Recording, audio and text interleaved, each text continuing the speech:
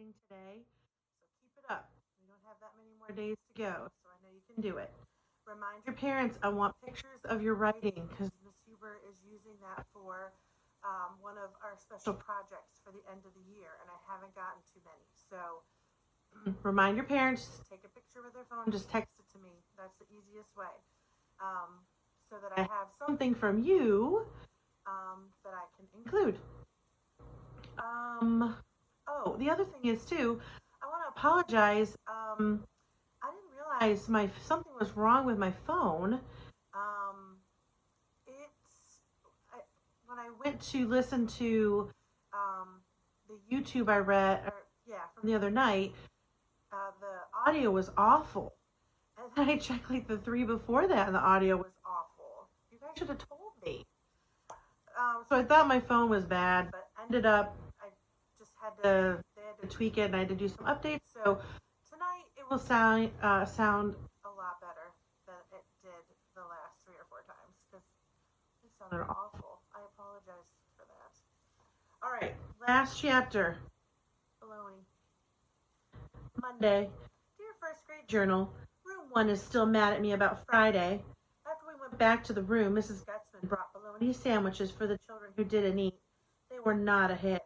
I sat at my desk and I ate out of my new lunchbox. I had a tasty peanut butter and jelly sandwich because brought lunch is better than bought lunch, and that's not even my fault.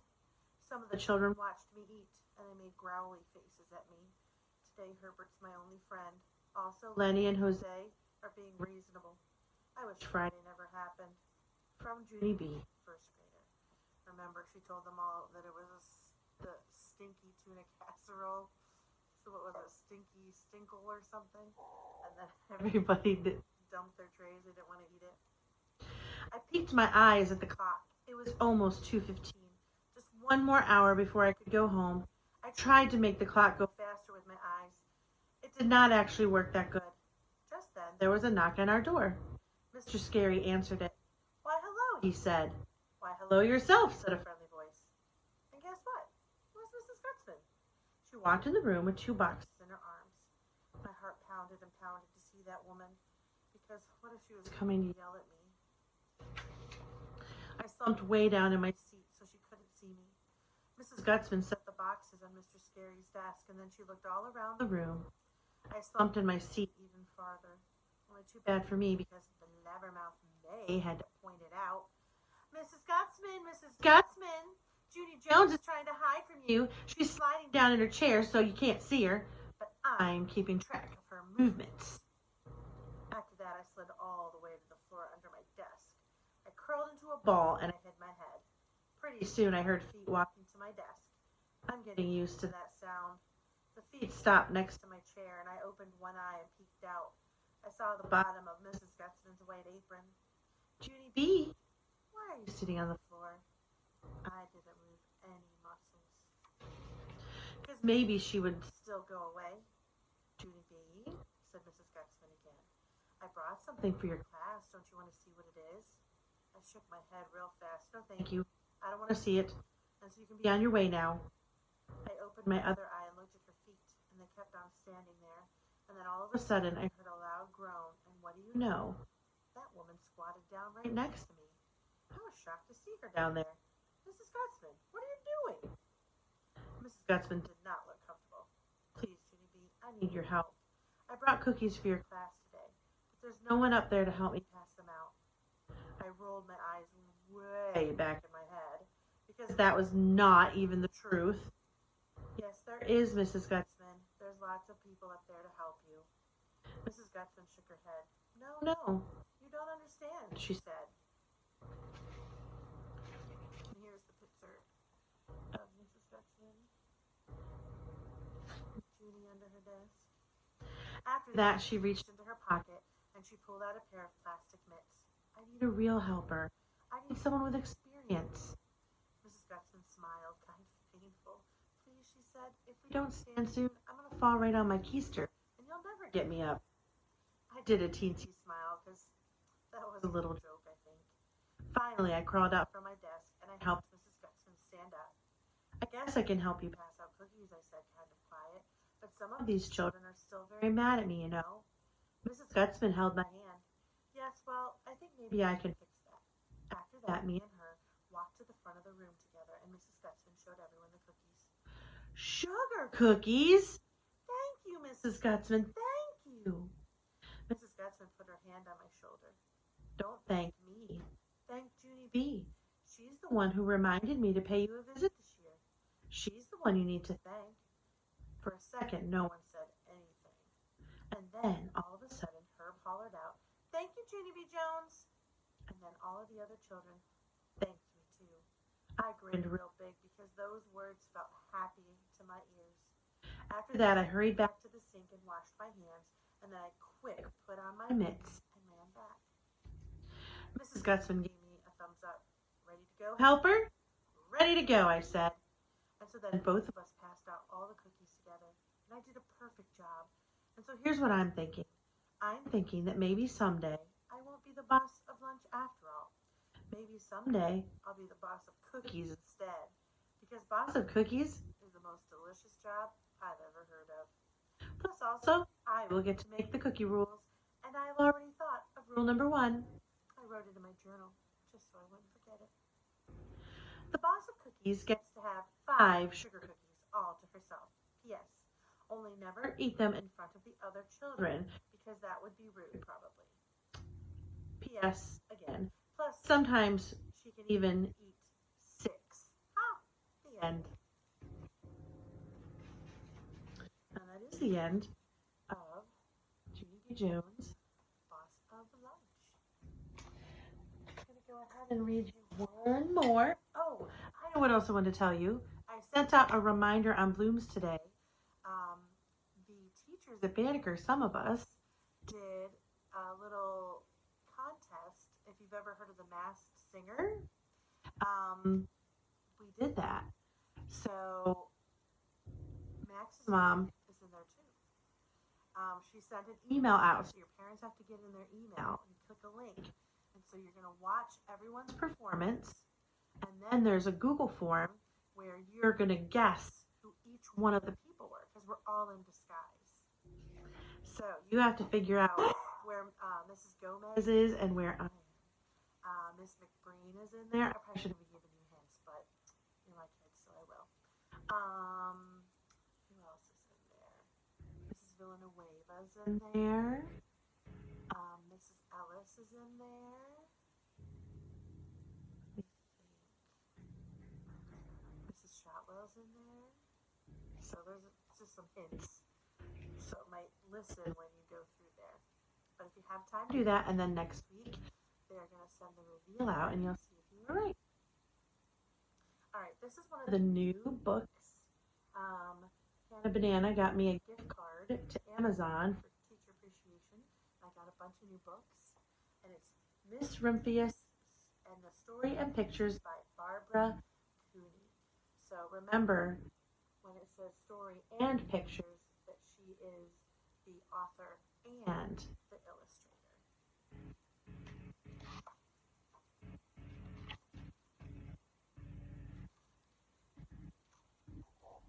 Let's see, turn this a little bit. Don't want it to be the window. Can you see that? Not like I'm gonna be able to hear you, huh? Alright, let me try this. The lupine lady lives in a small house overlooking the sea. In between the rocks around her house grow blue and purple and rose-colored flowers. The lupine lady is little and old, but she's not always been that way. She's my great aunt, and she told me so. Once upon a time, she was a little girl named Alice who lived in a city by the sea. From the front stoop, she could see the wharfs and bristling masts of tall ships. Many years ago, her grandfather had come to America on a large sailing ship. This book has a lot of really great illustrations.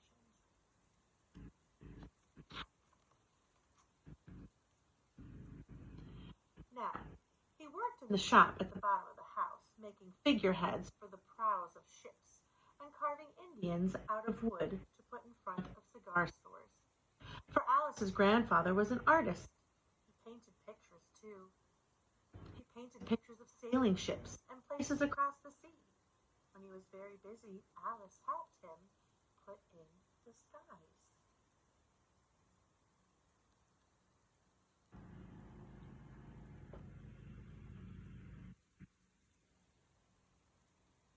There's Alice helping with the sky.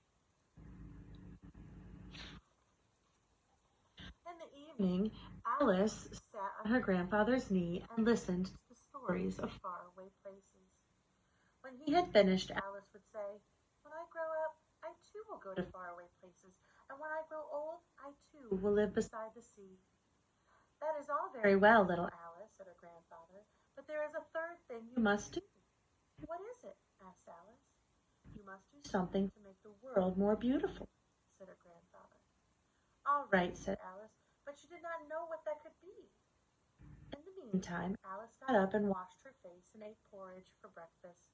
She went to school and came home and did her homework, and pretty soon she was grown up.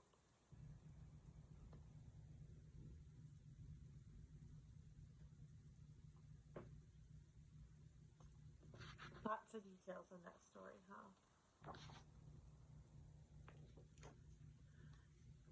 Then my great Aunt Alice set out to do the three things she had told her grandfather she was going to do. She left home. She went to live in another city, far from the sea and the salt air. There she worked in a library, dusting books and keeping them from getting mixed up, and helping people find the ones they wanted. Some of the books told her about faraway places. People called her Miss Rumphius now.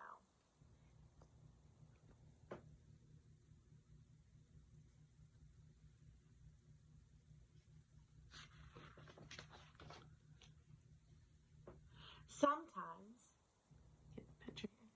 Sometimes she went to the conservatory in the middle of the park, and when she stepped inside on a wintry day, the warm, moist air wrapped itself around her, and the sweet smell of jasmine filled her nose. "This is almost like a tropical island," said Miss Rumphius, "but not quite. It's like a greenhouse." So, Miss Rumphius went to a real tropical island where people kept cockatoos and monkeys as pets. She walked on long beaches, picking up beautiful shells. One day, she met the Bapa Raha, king of Fishing Village. "You must be tired," he said. "Come into my house and rest." So Miss Rumphius went in and met the Bapa Raha's wife. The Bapa Raha himself fetched a green coconut and cut a slice off the top so that Miss Rumphius could drink the coconut water inside. Before she left, the Bapa Raha gave her beautiful mother of pearl shell, in which he had painted a bird of paradise, and the words, "You will always remain in my heart." "You will always remain in mine too," said Miss Rumphius.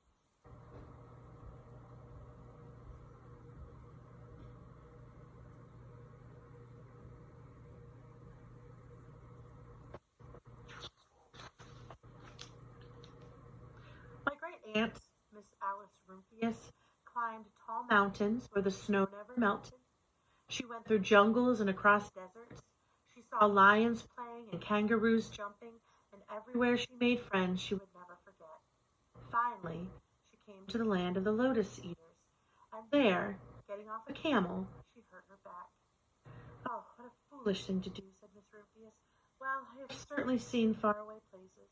Maybe it's time to find my place by the sea." And it was, and she did.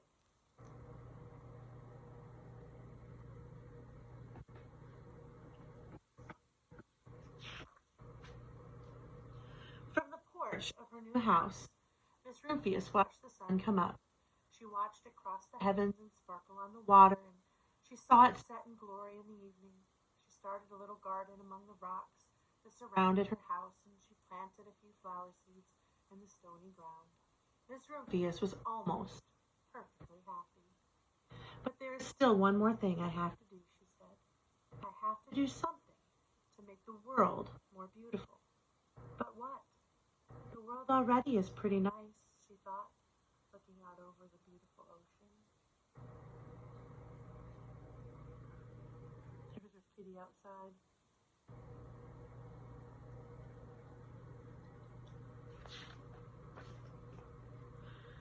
The next spring, Miss Rumphius was not very well. Her back was bothering her again, and she had to stay in bed most of the time.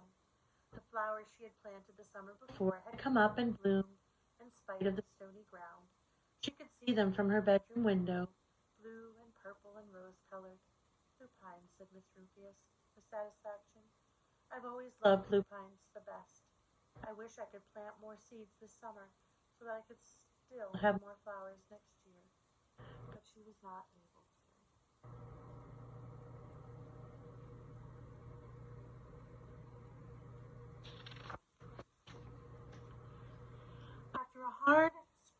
After a hard winter, spring came.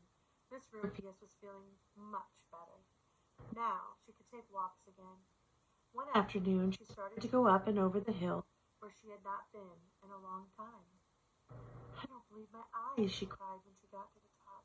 For there, on the other side of the hill, was a large patch of blue and purple and rose-colored lupines.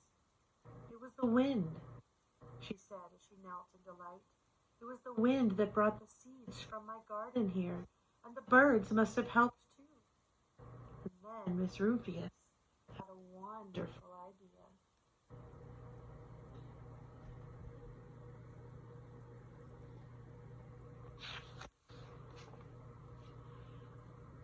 She hurried home and got out her seed catalogs. She sent off to the very best seed house for 5 bushels of lupine seed. All that summer, Miss Rumphius, her pockets full of seeds, wandered all over fields and headlands sowing lupines. She scattered seeds along the highways and down country lanes. She flung handfuls of them around the schoolhouse and the back of the church. She tossed them into hollows and along stone walls. Her back didn't hurt her any more at all. Now some people called her that crazy old lady.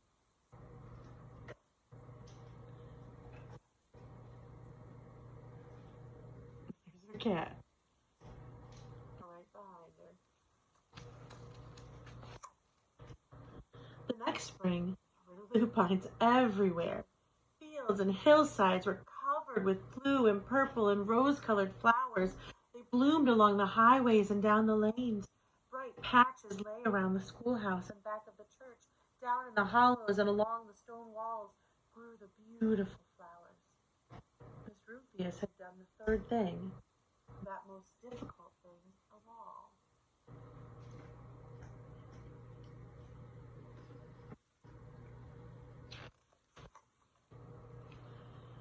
My great-aunt Alice, Miss Rumphius, is very old now. Her hair is white. Every year there are more and more lupines. Now they call her the Lupine Lady. Sometimes my friends stand with me outside her gate, curious to see the old lady who planted the fields of lupines. When she invites us in, they come slowly. They think she's the oldest woman in the world. Often she tells us of stories of faraway places. When I grow up, I tell her, I too will go to faraway places, and then come home to live by the sea. That is all very well, little Alice, says my aunt. But there is a third thing you must do. What is that, I ask. You must do something to make the world more beautiful. All right, I say.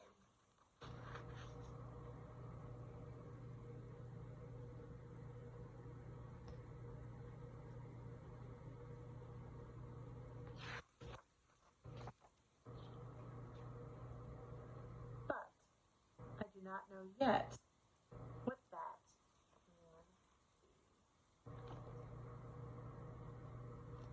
She has a long time to figure it out.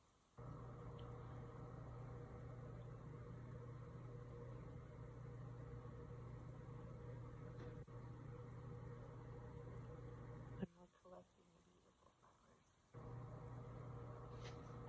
All right.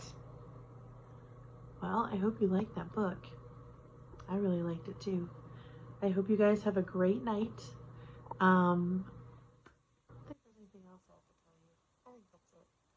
and I will see you tomorrow. I'm also going to send out Miss Hayden did a story for you, so I'm going to send that out tonight too. So you'll have another story that you can listen to. All right. I love you guys. Talk to you later.